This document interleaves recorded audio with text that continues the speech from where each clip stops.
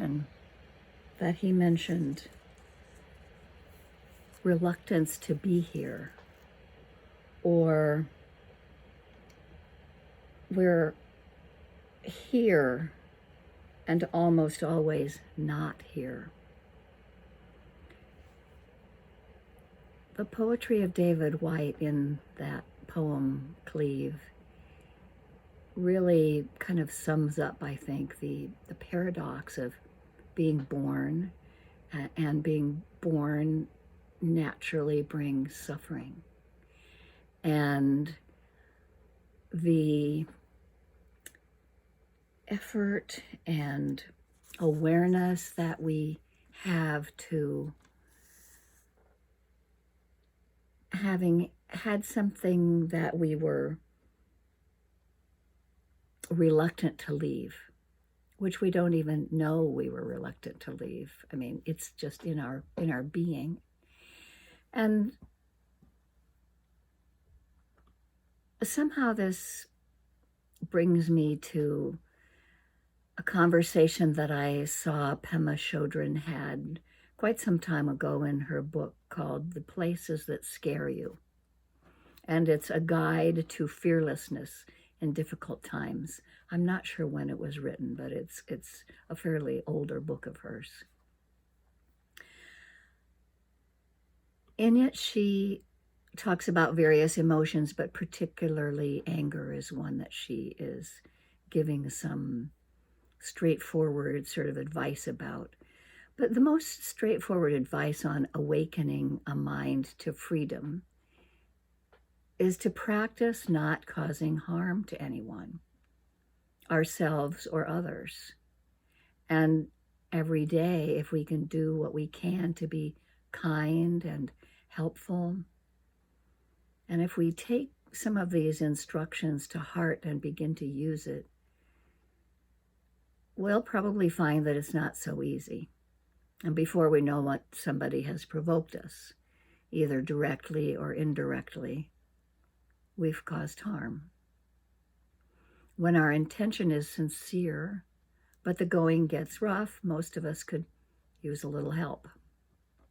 And we can use some fundamental instructions on how to lighten up, like loving kindness and gladdening the heart and mind, using the 4 foundations of mindfulness, or remembering the 3 characteristics of existence, and turn around our well-established habits of striking out and blaming, which sometimes, if we're mindful, we can note that there's really aversion in ourselves. And Pema Chodron suggests in her article that there are 4 ways of holding our seat, holding our stability, that help us develop patience to stay open to what's happening instead of acting on automatic pilot. And the first one is to not set up the target for the arrow. So if we don't set up the target, it can't be hit by an arrow. So this is to say that each time we retaliate with aggressive words or actions, we're strengthening the habit of anger. And as long as we do this, without a doubt, plenty of arrows come our way, and we'll become increasingly irritated by the reactions of others. But each time we're provoked, we're given a chance to do something different. We can strengthen old habits by setting up the target, or we can weaken them by stepping back and holding our seat, reinforcing reflection. And this can be applied to other difficult emotions as well. Not just anger, it can apply to fear, or it can apply to a whole variety of emotions that arise, agitation. And each time we sit still with the restlessness and the heat of the emotion arising, fear or anger or difficult emotions, we're taming ourselves, we're strengthening ourselves. And it's a way to cultivate the root of happiness. Each time we act on our anger or suppress it, we escalate our aggression. We become more and more like a walking target. And then as time goes by, almost everything makes us mad. I'm sure you've noticed this. I've been noticing it lately. It's the key to understanding at a completely real and personal level how we sow seeds of suffering. We need to sit with the emotion arising. And then we can observe them as impermanent and not satisfactory and not substantial. So this is the first method that's being suggested. Remember that we set up the target and only we can take it down. Understand that if we hold our seat and if we stay stable, when we want to retaliate, even if it's only briefly, we're starting to dissolve a pattern of aggression that will continue to hurt us and others for a long time if we let it. And this goes for many difficult emotions. I was noticing this just recently sitting at the dining room table with my partner. Those of us who have partners have always good practice right at hand of the suffering that I was causing myself inside by having this internal, agitated, angry reaction that I really wanted to say something. And I managed to not put up the target. I managed to stay stable in not giving a response that I was already suffering from, and I didn't need to cause any kind of subtle suffering to the other person. The second instruction is about connecting with the heart. So in times of anger, we want to contact kindness and compassion that we already have. And this can be true of fear or of shame or of grief, many, many other emotions. So in a case when someone's confused or distressed and they start to harm us, perhaps it's subtly, we can actually understand that they don't know what they're doing. And that's us connecting with the heart. That there's the possibility of contacting our heart and feeling sadness that they're out of control, or maybe they're harming themselves or others. And there's the possibility that even though we feel trepidation or agitation or fear, we'll lessen our grip on feeling hatred or anger. It lessens. It might go down to trepidation or agitation, but it doesn't have such a hold on us. And instead we might feel actually sometimes inspired to help this person if we can, or at least begin to neutralize our attachment to the emotion before we act on it. And actually, this is sort of hard to grasp sometimes, but actually a person in distress is more rational than a grounded person who harms us. Because the so-called rational person has the potential to realize that in acting aggressively, they are sowing seeds of their own confusion and dissatisfaction. The present aggression is strengthened. It's strengthening future, more intense habits of aggression. And we can see that if we're connected in our heart. So in other words, they're not ignorant about the results of their behavior. They're creating their own soap opera. And this kind of life is painful and lonely. And the one who harms us is under the influence of patterns that could continue to produce suffering for a long time. So if we have the ability to connect with our heart in times of anger and find kindness and compassion for ourselves, or maybe even for them. It helps us keep our stable seat and not fall into reaction. So this is the second method, connecting with the heart. Remembering that the one who harms us doesn't need to be provoked any further, and neither do we. Recognizing that just like us, millions are burning with the fire of aggression. We can see that all over the world these days.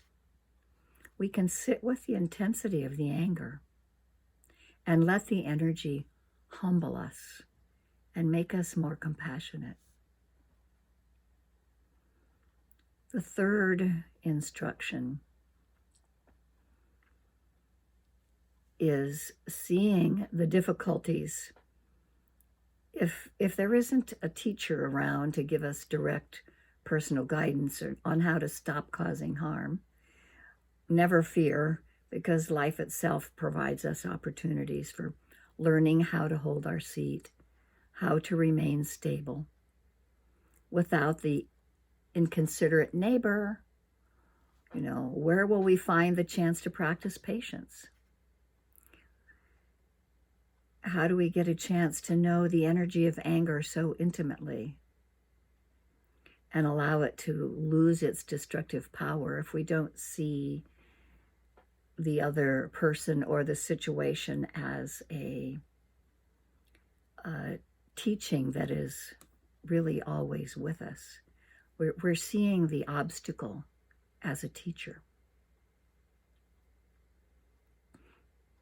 The teachings are always within us, and if we slow down and attend with mindfulness and kindness to ourselves, they show us precisely where we're at, encouraging us not to speak and act in the same old neurotic ways, and encouraging us also not to repress or dissociate, encouraging us not to sow the seeds of suffering.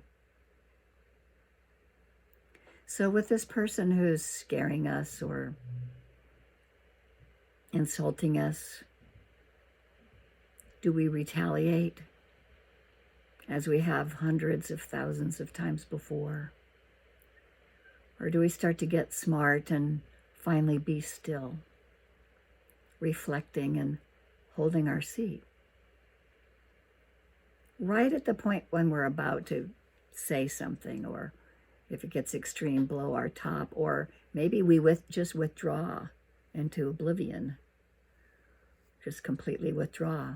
We can remember this, that we are spiritual warriors in training, learning how to sit with edginess and discomfort. We're being challenged to remain and to relax where we are. I have a poem from Dana Fields, from her Poems of the Heart of Yoga. It's called the book is Go In and In. Let me see if I can find it. Oh yeah, I marked it. It's called Willingness. In the willingness to feel, there is healing. In the choice not to closet, cast aside, or deny experience, energy is freed, and I dive deeper into life. There may be maturity in choosing not to act, but there are no rewards for suppression and denial. To be fully alive is saying yes to the wide array of human feelings. When I soften, release, and breathe, I discover I am more than what I think, feel, reason, or believe.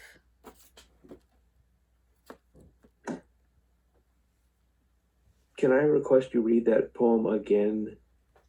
Yep.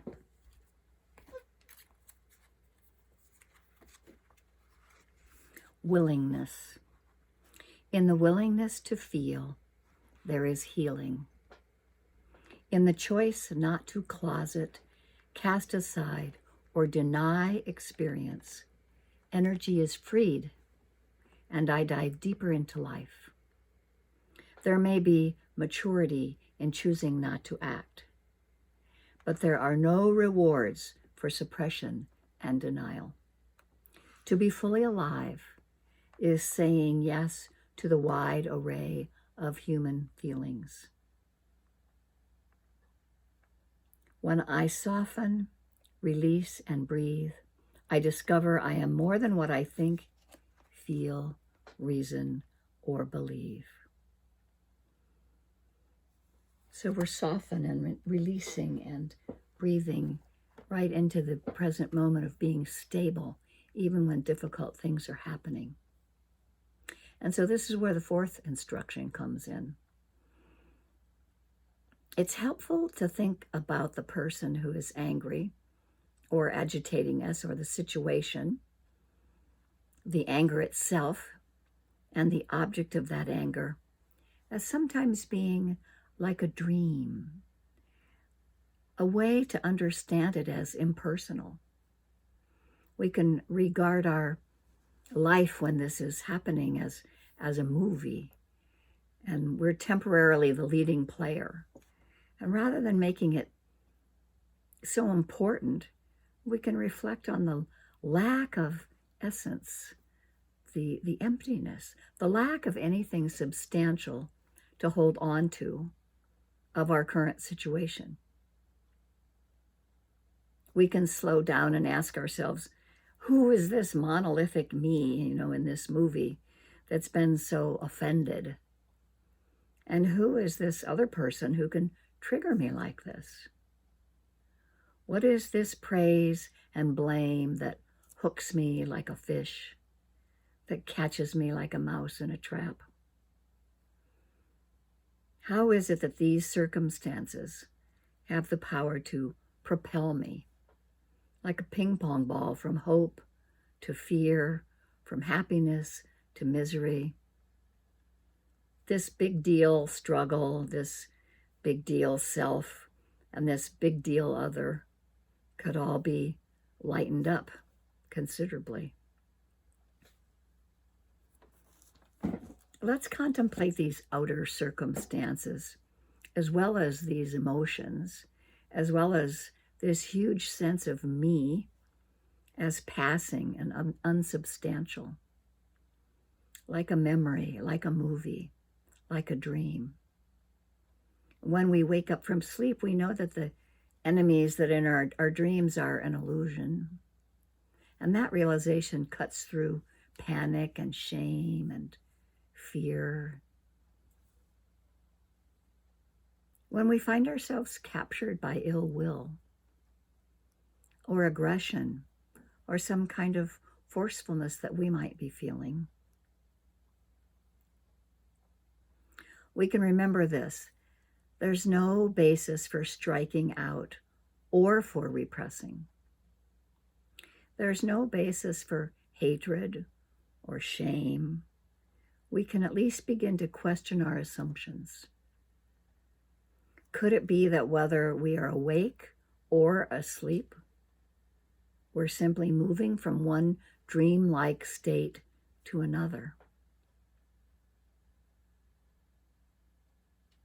I've been noticing these instructions for myself lately as I continue this undoing pattern of subtle harm or ill will toward my partner that I mentioned.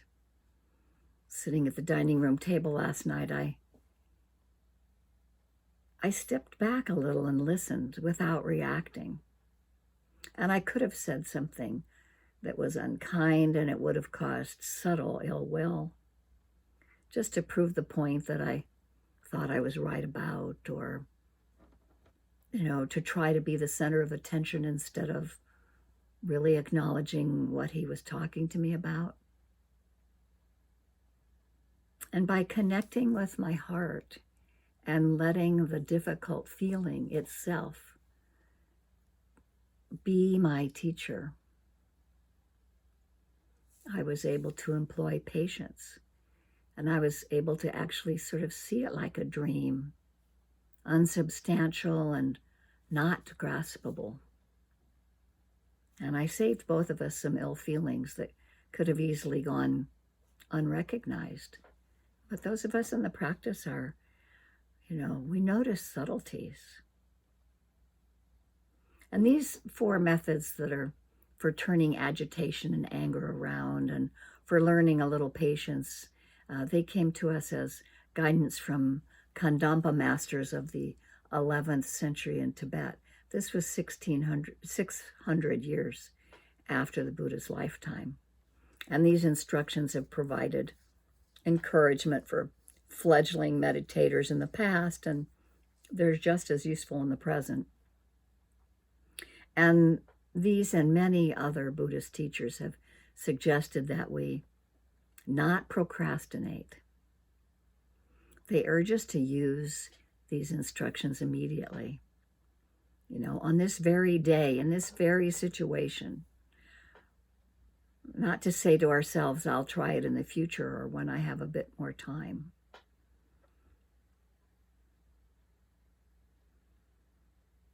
I found a quote in the New York Times recently, a guest essay from Sarah Smarsh, who's the author of Heartland. It's a memoir of working hard and being broke in the richest country on earth.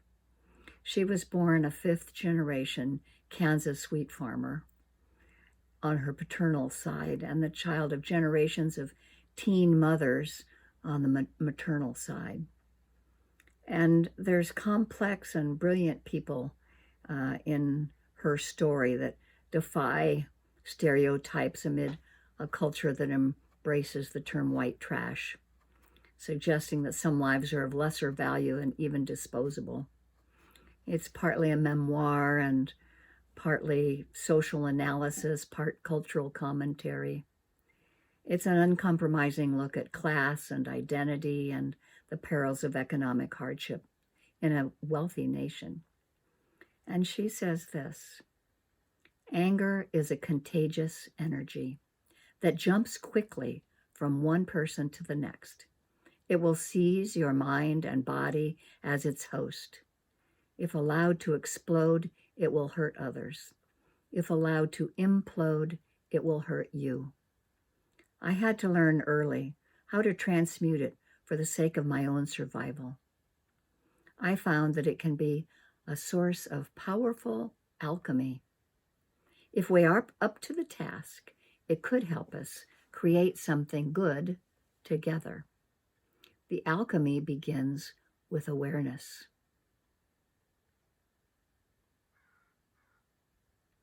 And this brings us back around to our practice of mindful awareness in the middle of suffering, in both difficult and enjoyable emotions. As we see them arise and disperse, unable to hang on to them, whether it's agitation or fear, grief, sadness, disgust, loathing, boredom, anger, apprehension, anticipation, acceptance, adoration, interest, ecstasy, trust, joy, love, serenity. Just as the single-minded avoidance of pain causes suffering, so does the relentless pursuit of happiness. And it's hard to find the balance between being safe and getting sort of stuck in a rut. And either way, we're trying to control our lives instead of living with life. Control is an illusion, and we can see this. Sherry Huber, who's the author of over 20 books and a student and teacher of Zen for over 35 years, she founded the Mountain View Zen Center near Murphy, California. And she says, realizing of non-separation is the ultimate and only control. We are desperate to control because we believe ourselves to be separate, alone, and vulnerable. We are not separate. There is no one to protect. The way to be invulnerable is to be completely vulnerable.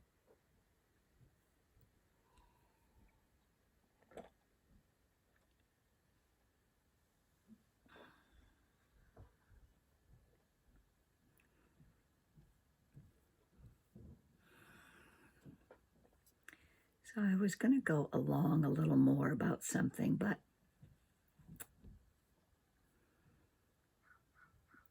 I think I'll stop there for now. And let's let the words settle down a little.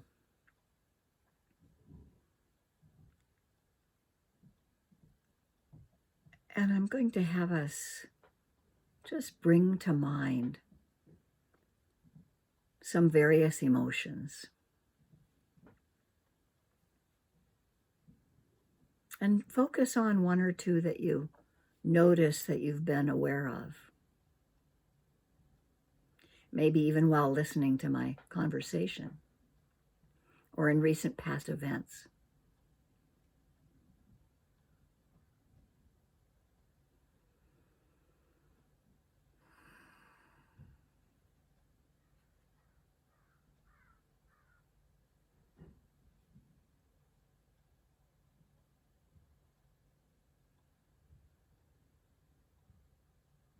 How do they affect your mind state?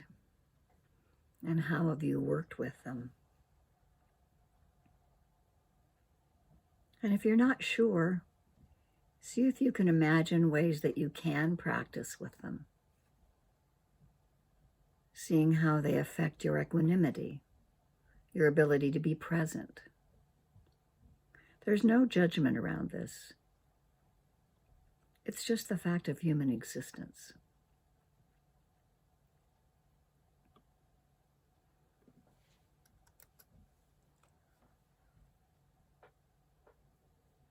Sometimes it's hard to even connect with some of our emotions, what our emotions are. So I'm going to read that little list I mentioned earlier. Agitation, fear, grief, sadness, disgust, loathing, boredom, anger, apprehension, anticipation, acceptance, adoration, interest, ecstasy, trust, joy, love, serenity.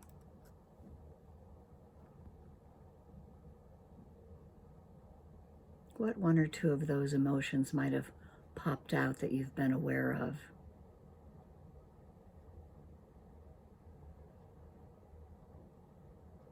How do they affect your mind state, and how have you, or how do you think you can work with them?